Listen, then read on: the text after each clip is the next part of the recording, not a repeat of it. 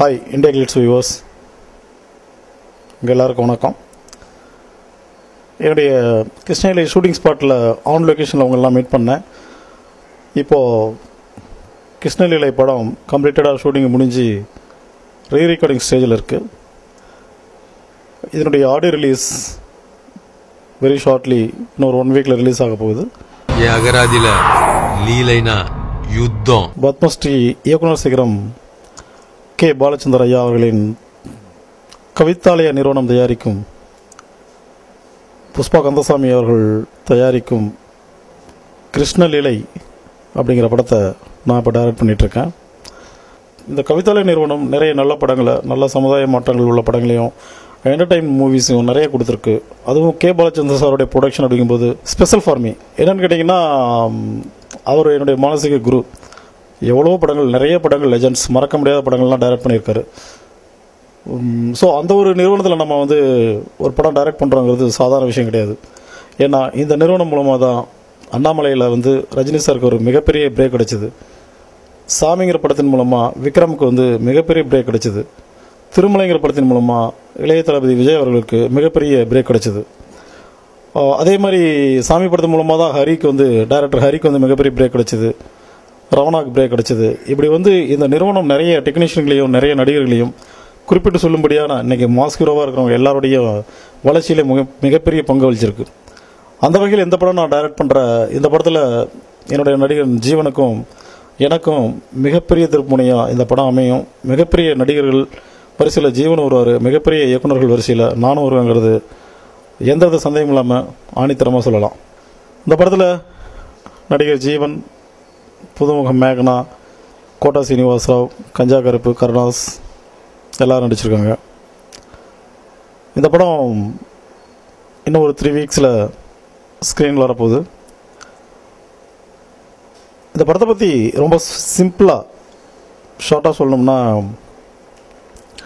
கிருஷ்ணலீலை அப்படின்னாலே சக மனிதனின் கண்ணீரை துடைப்பவனே சாமி அப்படிங்கிற ஒரு கேப்ஷனோட இறங்குறோம். நத்திங், ஒருத்தருக்கு ஒருத்தர் உதவி செஞ்சுக்கிறதும், ஒருத்தர் என்ன சொல்கிறது, தப்பு நடந்தால் தட்டி கேட்குறதும், இப்படி ஒரு சின்ன அண்டர் கரண்டில் ஒரு லைன் வச்சுக்கிட்டு நல்ல romantic scenes, lovable love scenes, very good action scenes, நல்ல சாங்ஸ், அதுவும் நல்ல பிக்சரைசேஷனோட இந்த படம் இப்போது வளர்ந்துக்கிட்டு இருக்கு. எக்ஸ்பெக்டேஷனில் இருக்கிற இந்த படம் முக்கியமாக ஆடியோ ரொம்ப சூப்பராக வந்திருக்கு.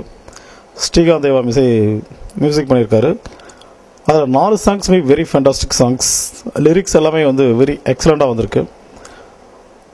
ஜீவன் இதுவரையிலையும் பார்த்த ஜீவனாக இல்லாமல் ரொம்ப ஹேண்ட்ஸமாக, எப்படி இப்போது விஜயெல்லாம் பார்க்குறோமோ அந்த மாதிரி ஒரு ஹேண்ட்ஸமான ஒரு பாயா, ஒரு IAS படிக்கிற ஒரு ஸ்டூடெண்ட்டாக இந்த படத்தில் அப்பியர் ஆகிறாரு. ரொம்ப இன்ட்ரெஸ்டிங்காக இருக்கும். இந்த ஹீரோ மீட் பண்ணுற சீன்ஸ் எல்லாமே புதுசு. கிருஷ்ணகிரியை பொறுத்தவரை scene by scene, shot by shot, dialogues எல்லாமே வெரி ஃப்ரெஷ், நியூ, புதுசு. படம் பார்த்தா நீங்களும் அந்த ஃபீல்க்கு வருவீங்க.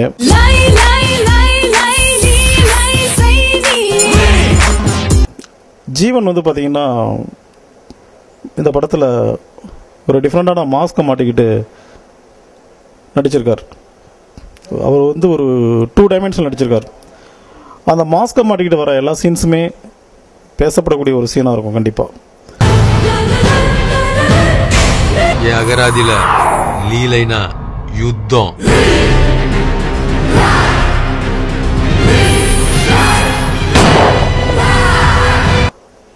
ஒண்டர்ஃபுல் சீன்ஸாக இருக்கும். தியேட்டரை விட்டு பின் ட்ராப் சைலண்ட் கூட வெளியே வராது. அந்த அளவுக்கு நம்மளை இன்வால்மெண்ட் ஆகக்கூடிய சீன்ஸாக இருக்கும். ஜீவன்ட்ட நான் கேட்டேன், இந்த படத்தில் நடிச்சிங்களே, உனக்கு எப்படி இருந்த எக்ஸ்பீரியன்ஸ் அப்படின்னு நான் கேட்டேன். இவ்வளோ பெரிய டைலாக்லாம் பேசி நான் நடிச்சதே இல்லை sir, it's a very good different experience.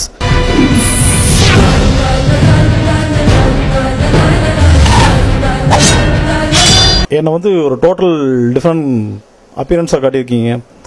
என்னுடைய கேரியரில் இந்த படம் மிகப்பெரிய ஒரு ஃபார்வர்டான ஒரு படமாக இருக்கும், என்னுடைய வளர்ச்சிக்கு மிகப்பெரிய உதவியான ஒரு படமாக இருக்கணும் அப்படின்ட்டு அவரே சொன்னார். நிறைய பத்திரிகை பேட்டிகளையும் சொல்லியிருக்காரு. ஸோ அந்தளவுக்கு இந்த படத்தில் ஜீவனுடைய பர்ஃபார்மன்ஸுங்கிறது கண்டிப்பாக ஒரு ஹைலைட்டான ஒரு விஷயமா இருக்கும்.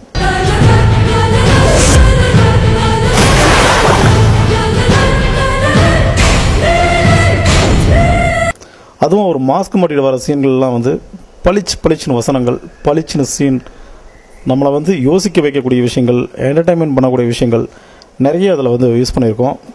ரொம்ப என்ஜாய்மெண்ட்டாக இருக்கும் அந்த சீன்ஸ்.